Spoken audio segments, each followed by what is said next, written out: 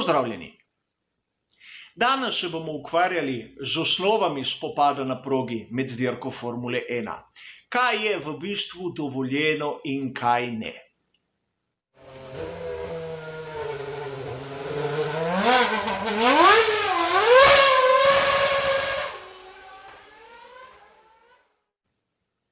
Mislim, da smo si vsi mi navdušenci nad Formulo 1 enotni. Dirka brez spopada na progi bi bila enostavno nezanimiva. Namreč prehitevanje in poskus prehitevanja je tisto, kar nas tako privlači pri tem zanimivem športu. Mnogokrat se zgodi, da pri tem spopadu postane tisti kontakt malce bolj grob in takrat posežejo ali ne posežejo vmes komisarji z raznimi odločitvami. Te so nam lahko všeč ali pa manj všeč.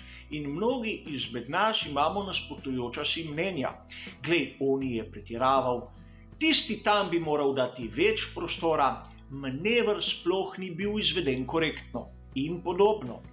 A treba se je zavedati, da spopad na progi v Formuli 1 ima neke osnove. In te se bom potrudil danes na hiter in enostaven način razložiti. In ponavljam, hočem poudariti osnovna pravila in ne tistih izjem, katere obstajajo, kot seveda povsod. Kot eden najtrših, a hkrati najbolj fair primer spopada na progi Formule 1 je pogostokrat omenjen tisti dvoboj med Renéjem Arnoujem pa Gillesom Villeneuvom v Dijonu leta 1979. A danes, v letu 2020, so se stvari spremenile. Namreč težko si predstavljamo, da bi dva bolida kar tako toliko časa vozila vzporedno. In tudi razumevanje takratnih pravil danes ne pride toliko do izraza. Vkolikor hočemo razumeti, kaj je dovoljeno in kaj ne v spopadu Formule 1, moramo prvo progo ločiti na dva dela. Praktično na ravnino in na ovinek, kajti tu so bistvene razlike, kaj lahko nekdo naredi in kaj ne. In tudi tako na ravnini kot v ovinku samem moramo ločiti med tistim, kar pomeni braniti določeno pozicijo in kaj pomeni boriti se za določeno pozicijo.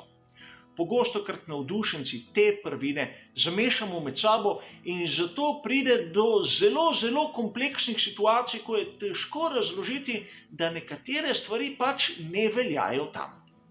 Začnimo z našim hitrim pregledom. Kaj pomeni braniti pozicijo na ravnini? Enostavno, ukolikor kdo brani svojo pozicijo na ravnini, pomeni, da svojim bolidom zapira pot tistemu, ki mu sledi in mu tako prepreči, da bi prišel na tisto idealno linijo. In vsakdo izmed nas je že slišal za tisto pravilo, da ko se brani pozicijo, se lahko smer spremeni samo enkrat. To se pravi, razno vijuganje po progi pred svojim nasprotnikom še zdaleč ni dovoljeno. In tu je treba poudariti nekaj, da ko voznik brani svojo pozicijo, kot sem že povedal, lahko spremeni smer enkrat. Ta sprememba je lahko hitra, je lahko počasna, ampak mora biti linearna. To se pravi, ko enkrat preneha zavijati, je konec z njegovo spremembo smeri, ampak pozicijo lahko brani od levega roba proge do desnega roba proge. Nikjer ne piše, da je primoran pustiti kakršenkoli prostor svojemu nasprotniku, kateri je zadaj. In tu velja omeniti neko izjemo, pri kateri sta bila izjemno spretna tako Ayrton Senna kot Michael Schumacher. Namreč ena sprememba smeri velja na ravnini, a v ovinku, kot vidite na tej skici, se lahko voznik postavi na tisto hitro linijo. Imamo v ovinek v desno. Naš junak se brani s tem, da spremeni smer v desno in tako in da to gre na levo, da ulovi tisto pravo smer za iti skozi ovinek. V bistvu je enkrat spremenil smer, čeprav je na progi zanihal. Sivina v pravilniku, ampak dovoljeno. Kaj pomeni pa boriti se za pozicijo na ravnini? Enostavno, borba je tisto, ko sta voznika eden ob drugim. ko se spletišči praktično borita, kdo bo hitrejši in kdo bo prepustil pozicijo. In tu pa velja tisto, da je treba pustiti na progi svojemu nasprotniku vsaj za bolit prostora. In imamo kar, bom rekel, aktualna kršenja tega pravila. Čeprav se vsi spomnimo, kaj je naredil Michael Schumacher Rubenu Barrichellu na veliki nagradi Madžarske leta 2010, kjer je šlo res za centimetre, da ga ni stisnil v zid. Se moramo spomniti tudi tiste epizode z velike nagrade Italije 2019, ko je Charles Leclerc praktično izrinil iz proge Lewisa Hamiltona.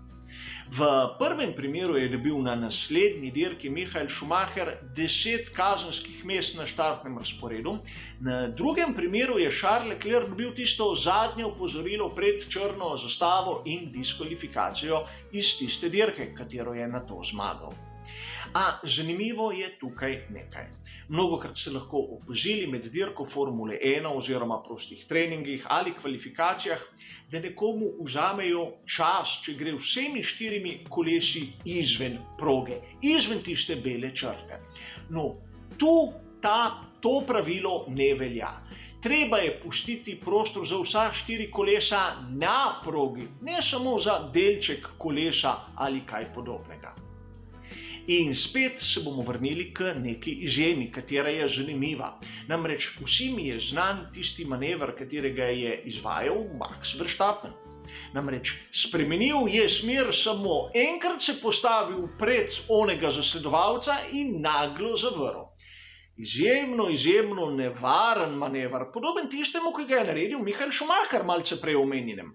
A vseeno je v tistem sivem območju, kjer pravzaprav mu niso mogli izreči kake kazni.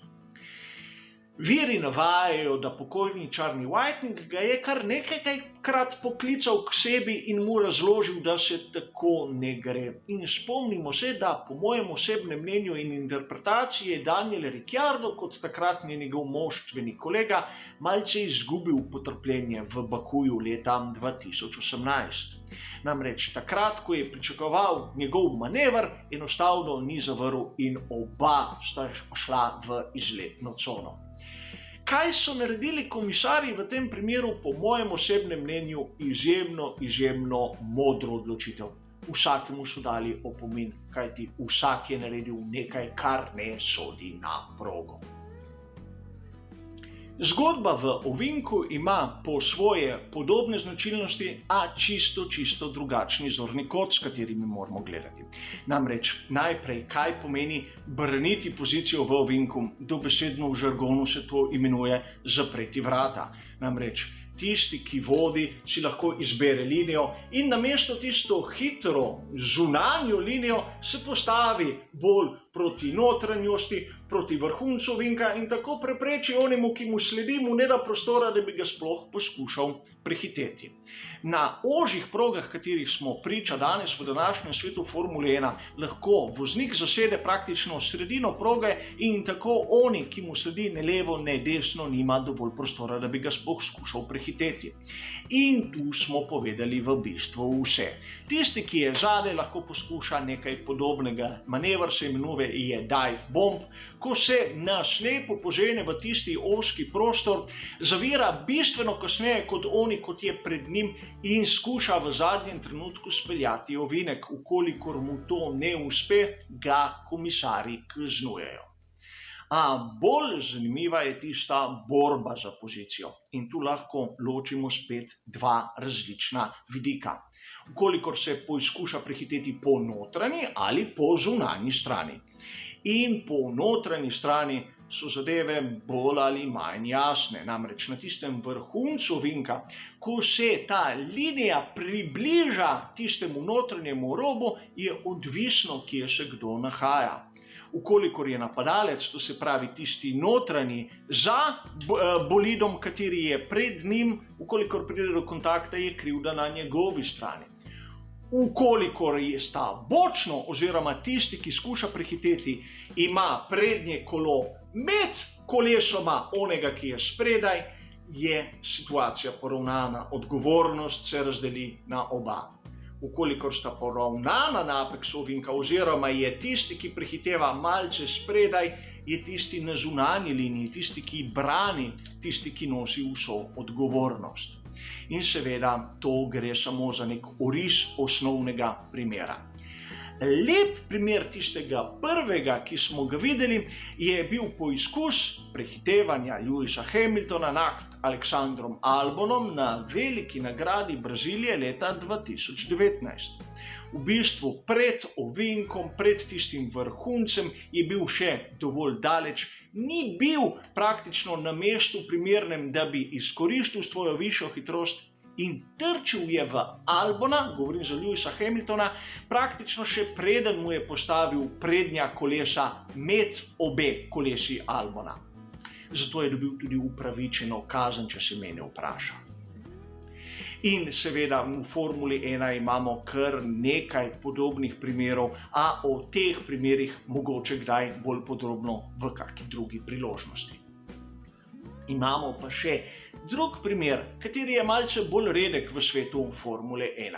In seveda to je, ko se poizkuša prehiteti po zunanji strani. In če onemu, kateri gre po zunanji strani, kateri ima bistveno daljšo pot, uspe priti iz ovinka pred onim, ki je bil na notranji strani, no potem ima prednost pri izboru linije. Ukolikor je prišel z ovinka oni, ki je na notranji strani, oni, ki brani, seveda je on tisti, ki lahko izbira linijo in ima tudi pravico, ker izbira linijo, praktično izriniti onega na zunanji strani ven, ukolikor noče popustiti. Lep primer takega načina bojevanja smo videli na veliki nagradi Avstrije v sezoni 2019 med Charlesom Leclercem in Maxom Verstappenom. Na koncu so komisarji ugotovili pravzaprav to, da je bila odgovornost na obeh, da je prišlo do kontakta, a da nihče ni imel tiste odločilne prednosti, da bi imel pravico na svoji strani. Čeprav bi tu rad omenil eno izmed najbolj podlih gest, ki so se ji izmislili nekateri šaljivci, ne morem reči, da so bili novinarji Formule 1. Izdali so lažno poročilo o incidentu, kjer so zmago pripisali dobesedno Leclercu. In ne moremo mimo tistega, kar se je zgodilo med Lewisom Hamiltonom in Aleksandrom Albonom, ponovno, ampak tokrat leta 2020 na veliki nagradi Avstrije.